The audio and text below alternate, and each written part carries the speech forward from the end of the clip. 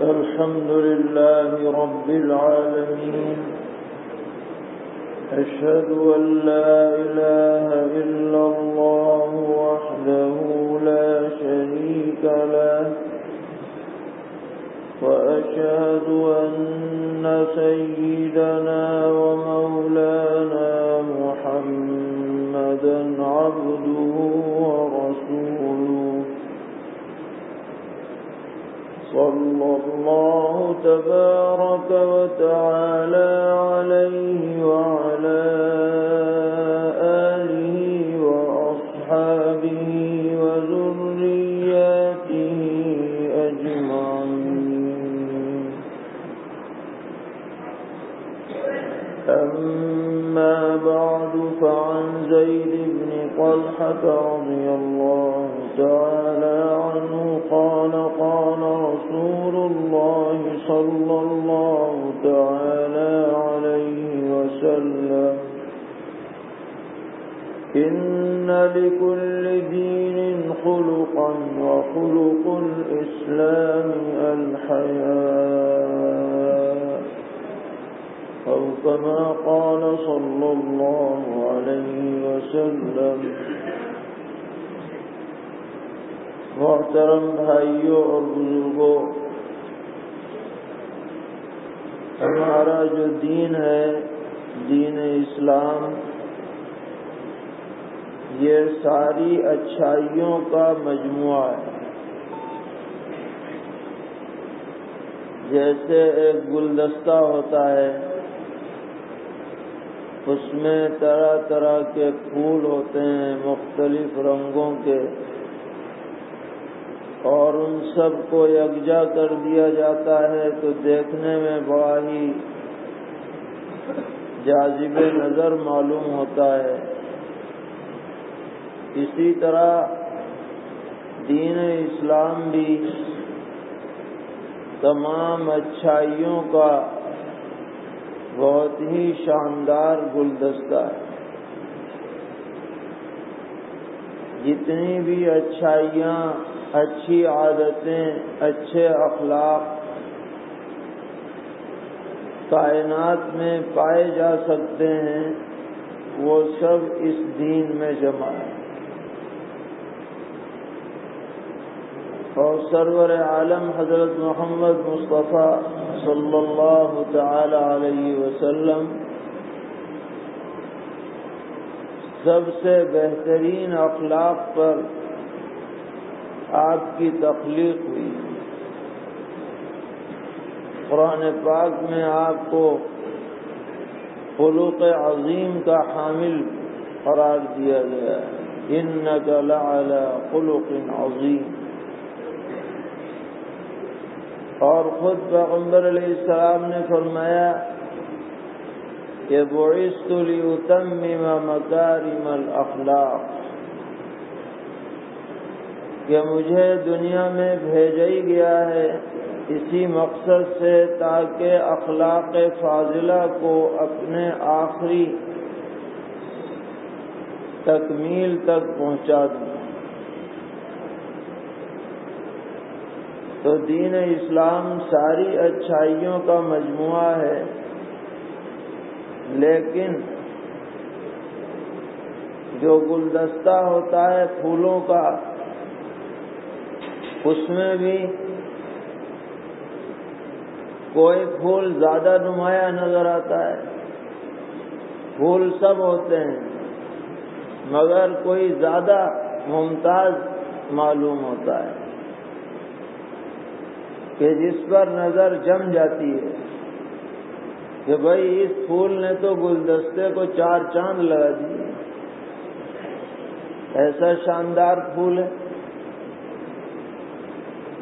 تو ایسے ہی اسلام کے گلدستے کا جو سب سے شاندار پھول ہے وہ صفت حیا ہے.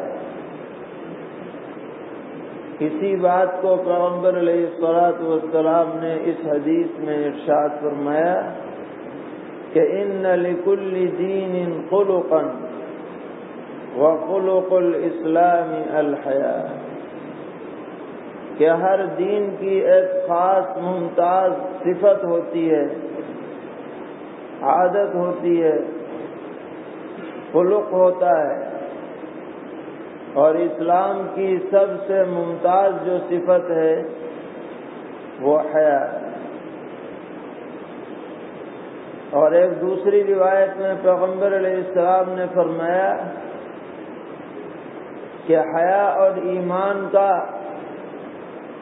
چولی دامن کا ساتھ ہے، یہ دونوں آپس میں ہم جولی ہیں۔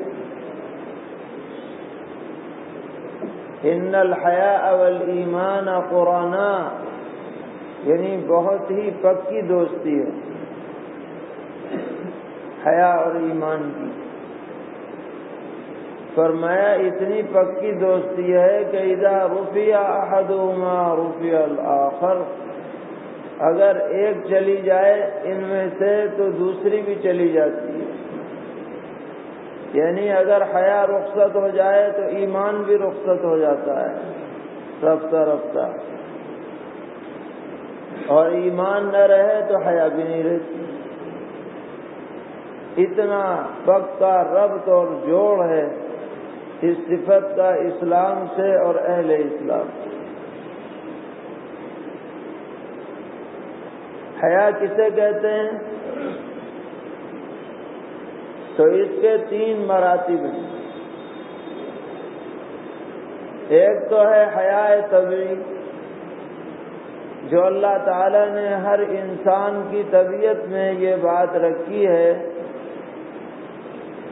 کہ وہ ایسا کام نہ کرے کہ جو اس کی طبیعت کے خلاف۔ مثلا انسانی طبیعت میں یہ بات ہے کہ دوسرے کے سامنے ننگا نہ ہو، اس کے لیے کچھ کہنے کی ضرورت نہیں، ہر انسانیت رکھنے والا آدمی نفس سے ننگا پن کو پسند نہیں کرتا۔ ہاں جس کے اندر انسانیت ہی نہ رہے تو اس میں اور جانور میں کوئی فرق نہیں، اس کا تو کوئی ذکر ہی نہیں۔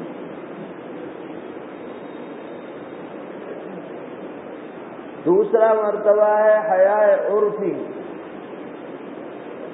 یعنی ایسا کام آدمی نہ کرے جو دوسروں کو اچھا نہ لگے۔ مثلا کوئی آدمی مجلس میں بیٹھ کر اچانک اچھل کود مچانے لگے تو سمجھا جائے گا کہ بڑا بے شرم آدمی ہے، اسے مجمع کی بھی پرواہ نہیں۔ یا سڑک پر خواہ مخواہ دوڑ لگا دے بلا وجہ، تو یہ سب باتیں عرف میں بری سمجھی جاتی ہیں، ان سے بچے آدمی۔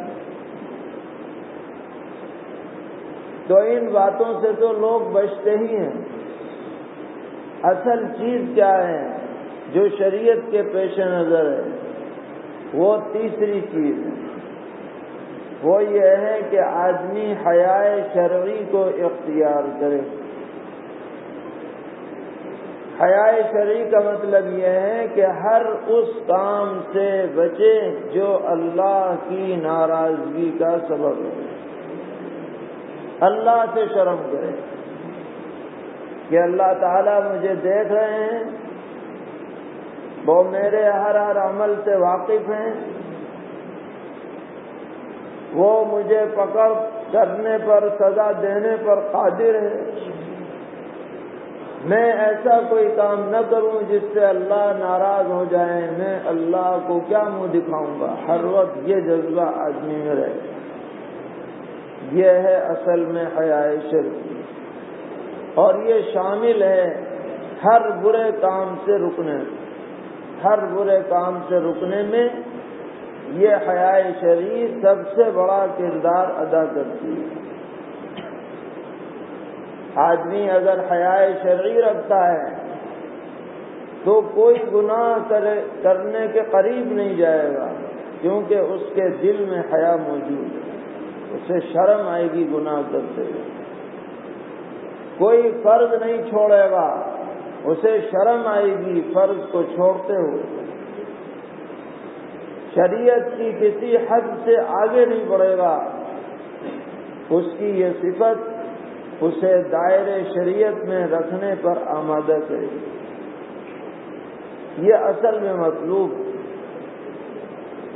چنانچہ ایک روایت میں پیغمبر علیہ السلام نے صحابہ سے فرمایا، استحیوا من اللہ حق الحیاء، اللہ سے شرماؤ جیسے شرمانے کا حق ہے۔ صحابہ نے عرض کیا کہ جی ہم تو شرماتے ہیں،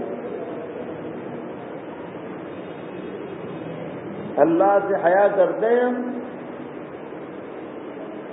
پیغمبر علیہ السلام نے فرمایا دعویٰ کافی نہیں ہے، بلکہ شرم و حیا اللہ سے جب ہوگی جب ان تین باتوں کا آدمی خیال کرے، من استحیا من اللہ حق الحیاء فلیحفظ الرأس وما وعى، جو اللہ سے شرمانے کا حق ادا کرنا چاہتا ہے تو اپنے سر کی حفاظت کرے، اور سر میں جو چیز جمع ہے اس کی حفاظت کرے۔ اس کی تشریح میں علماء نے لکھا کہ سر کو غیر اللہ کے سامنے نہ جھکائے۔ سب سے بڑی بے شرمی یہ ہوگی کہ آدمی بندہ ہو اللہ کا، سر جھکائے دوسرے کے سامنے۔ یہ بہت بڑی بے غیرتی بے شرمی کی بات ہے۔ اس سے بڑی بے غیرتی کوئی نہیں دنیا میں۔ یہ بے مروتی کی آخری حد ہے کہ پیدا اللہ نے کیا، نعمتیں اللہ نے دی، اور سر جھک رہا ہے دوسرے کے سامنے۔ فرمایا اس سے حفاظت کرو، اور سر سے جڑے ہوئے جتنے اعضاء ہیں ان سے کوئی گناہ کرنے سے اپنے کو محفوظ رکھو۔ سر سے جڑا ہوا آنکھ غلط جگہ نہ اٹھے ورنہ بے حیائی ہوگی۔ سر سے جڑا ہوا کان ہے، کان سے کوئی گانا باجا نہ سنو ورنہ بے حیائی ہوگی۔ سر سے جڑی ہوئی زبان ہے، زبان سے کوئی غلط بات نہ بولو ورنہ بے حیائی ہوگی۔ سر کے اندر دماغ ہے، اس دماغ میں کسی کا کینہ بغض عداوت نہ بٹھاؤ، حسد نہ جماؤ ورنہ بے حیائی ہوگی۔ ایک جملے کے اندر کتنی بڑی بات پیغمبر علیہ السلام نے فرمائی۔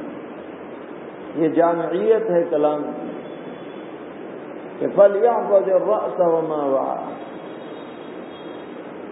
اور فرمایا وَلْيَحْفَظِ الْبَطْنَ وَمَا حَوَى، اور حفاظت کرو پیٹ کی، اور پیٹ کو جو چیزیں شامل ہیں ان کی حفاظت کرو۔ پیٹ میں حرام آمدنی نہ جائے، یہ پیٹ کی حفاظت۔ پیٹ سے جڑی ہوئی شرمگاہ ہے، اس کا غلط استعمال نہ ہو، یہ بھی اس کے اندر شامل ہے، ورنہ بے حیا کہلاؤ گے، حیا کا حق ادا نہ ہوگا۔ اور تیسرے نمبر پر فرمایا وَلْيَذْكُرِ الْمَوْتَ وَالْبِلَى، اور ہمیشہ یہ بات یاد رکھو کہ تمہیں مرنا ضرور ہے، اور یہ جو تمہارا بدن ہے یہ پارا پارا ہو کر کے رہے گا، کیا تم جو ہے اس کے اوپر اترا رہے ہو اور کیا خواہشات میں پڑے ہوئے ہو، ان کو کوئی بقا نہیں ہے، اسے یاد رکھو۔ یعنی تمہیں اللہ کے ہاں جانا ہی جانا ہے، اور پیشی ہونی ہے، وہاں تم کیا جواب دو گے اس کے بارے میں فکر مند رہو، تو پتہ چلے گا کہ تم حق الحیا ادا کرنے والے۔ اور پھر ایک جملہ آپ نے فرمایا کہ وَمَنْ أَرَادَ الْآخِرَةَ تَرَكَ زِينَةَ الدُّنْيَا، کہ بھئی جسے آخرت میں اعلیٰ مقام چاہیے اسے دنیا سے جی لگانا تو چھوڑنا ہی پڑے گا۔ یہ دونوں چیزیں ایک ساتھ جمع نہیں ہو سکتی، کہ دنیا کی محبت بھی دل میں ہو اور آخرت کی کامیابی کا انتظام بھی ہو، یہ دونوں باتیں نہیں چلتی۔ دنیا تو ضرورت کی چیز ہے، بس اسی قدر اس سے تعلق ہو۔ آخرت بقا کی جگہ ہے، اسی اعتبار سے اس کی تیاری۔ قرآن نے ساری دنیا کی چیزوں کو کیا فرمایا؟ ذالک متاع الحیات الدنیا۔ بہت ہی بہترین تعبیر ہے قرآن پاک کی، اور متاع کی تفسیر کی ہے قدیم عربی زبان میں کہ باورچی خانے میں جو گرم پتیلی کو اتارنے کے لیے صافی ہوتی ہے کہ اسے پکڑ کر کے اور چولہے سے پتیلی اتاری جاتی ہے، ہر باورچی خانے کی ضرورتوں میں داخل ہے، اس کے بغیر باورچی خانہ ناقص ہے۔ مگر اس کا حال کیسا ہوتا ہے؟ صافی نام کی صافی ہے اور دیکھنے میں کیسی ہے؟ انتہائی بدبودار بھی ہو سکتی ہے، کریہ المنظر بھی ہو سکتی ہے۔ اسے آپ لے کر کے کسی اچھی تقریب میں چلے جائیں تو لوگ کہیں گے اس کے دماغ میں خلل ہے، یہ صافی لیے چلا آ رہا ہے۔ ضروری بھی ہے، اس کے بغیر کام بھی نہیں چلتا، لیکن جی لگانے کی چیز نہیں ہے، سجانے کی چیز نہیں ہے، جیب میں رکھنے کی چیز نہیں ہے، دل لگانے کی چیز نہیں ہے، ضرورت کی چیز ہے، برتنے کی ہے۔ پتیلی اٹھاؤ پھر پھینک دو، ادھر پڑی رہے گی۔ اگر وہ ضائع بھی ہو جائے تو کوئی انا للہ بھی نہیں پڑتا، ارے کیا ہے، کافی بھی تو کیا ہوئی ہے، یہ نہیں۔ قرآن نے متاع سے تعبیر کیا ہے، ساری دنیا کی ساری نعمتیں متاع، ضرورت کی چیزیں ان چیزوں کا استعمال کرو، ایک طرف رکھو۔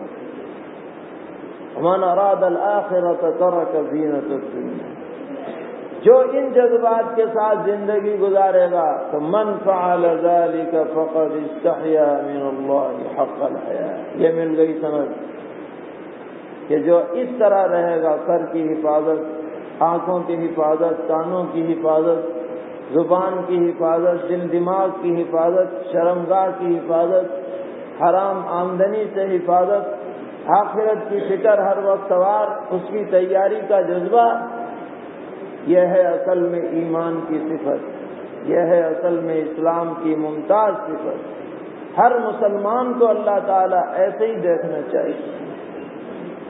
اللہ رب العالمین ہم سب کو کامل حیا کی توفیق عطا فرمائے، ہر قسم کی بے حیائی سے، بے حیائی کے اسباب سے، بے حیائی کے ذرائع سے ہماری اور پوری امت کی حفاظت فرمائے، اپنی رضا اور خوشنودی سے مالا مال فرمائے۔ وآخر دعوانا ان الحمد للہ رب العالمین۔